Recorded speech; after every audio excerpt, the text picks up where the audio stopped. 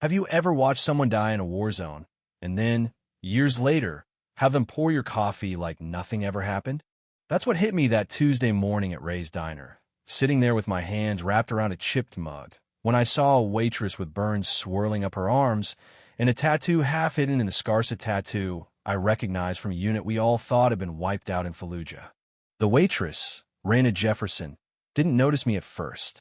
She was busy, steady hands pouring coffee for the same four suits that always picked the corner booth. Travis Langdon and his crew, regulars who treated her scars like some sideshow, laughing at her pain in public, their humor thin and cruel. But she didn't flinch. Raina just moved through the taunts like she'd been walking through fire all her life, which, it turns out, wasn't far from the truth. The way Travis barked out, "Hey Freddy Krueger, don't melt my cup," made the whole diner freeze up, but Raina just smiled one of those smiles that says, "I've heard worse, try again," and kept pouring. Most folks kept their heads down, not wanting to get involved, except for his wingman, Elliot, who always laughed a second too late like a bad echo. Me, I sat there watching, not moving, because I'd seen that tattoo before on a medic named KJ who'd saved my life in Iraq, a woman we'd all mourned as dead. But here she was, sleeves rolled just so, black apron tied tight, scars twisting over her knuckles and disappearing under crisp white fabric. My coffee went cold as I stared, memory crashing over meth screams, the smoke, the way she'd run into gunfire to pull out wounded men. We lost KJ in Fallujah, no body, just a radio call and then silence. But she was standing right in front of me, refilling coffee, enduring humiliation for tips. Travis leaned back, kicked his boots up, and started up again. "Tell me something, Raina, meth lab, or a romantic bonfire gone wrong?" The laughter was brittle, but Raina just said, "Neither. Thanks for your creative theories," like she was reading from a script written by a better version of herself. That's when I stood up, my heart pounding. "Ma'am, where did you serve?"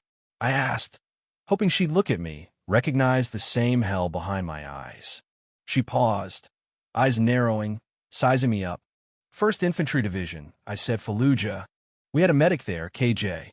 The din faded, and for a second, she was just KJ again, not Raina, not the burnt waitress, but the soldier we all thought we'd lost. "Have you ever seen someone die and then pour your coffee years later?" she whispered, and we both knew the answer. Travis didn't notice any of this. He was filming her, making jokes for his followers. "This is the burnt waitress at our favorite spot. Boys, check out the crispy skin." But Raina just said, "You might want to save that for court. Calm as you please." Even as they laughed, she moved through the diner like a general on recon, clocking my posture, my eyes, my hands. She didn't trust me yet, but she knew I wasn't there to gawk. The bell over the door Kaimita family of 5 came in, and Raina served them with that same gentle steadiness she used back in Iraq, where the stakes were life and death, not tips and jeers. But Travis couldn't let it go. "Hey, Raina, smile for my followers? Or do I need to start tipping based on skin tone?" The words hung in the air, ugly and heavy. She didn't blink. "Mr. Langdon, if you keep recording me without consent, I'll have to ask you to stop," she said, quiet but clear. Miguel, the manager, backed her up. Voice even. "Texas law says harassment's a different story." Travis scoffed, but the mood had shifted. And then it happened. A man across the aisle started choking, panic spreading as his wife scrambled up. Raina dropped her notepad and was at his side in 2 strides. "I'm performing the Heimlich," she said, and on the third thrust, a piece of sausage shot out. The man gasped for air. The whole diner applauded, except for Travis and Elliot, who finally stopped filming. Raina just told the man, "You're okay. Breathe."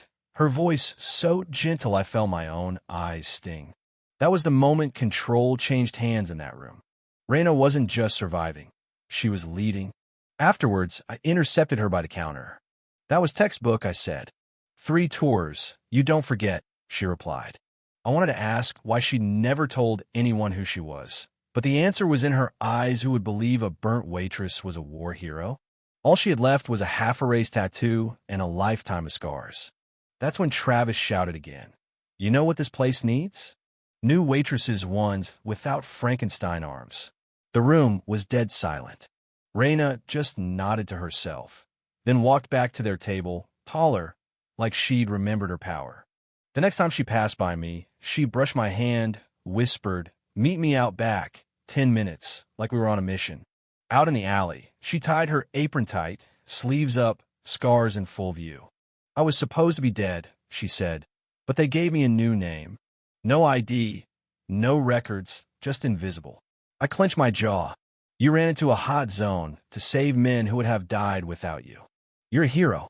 She shook her head. "Heroes don't serve coffee to the people who mock them. Soldiers do when the war comes home." We made a plan. Raina had 6 months' worth of recordings, every insult, every illegal confession, every creative firing tactic.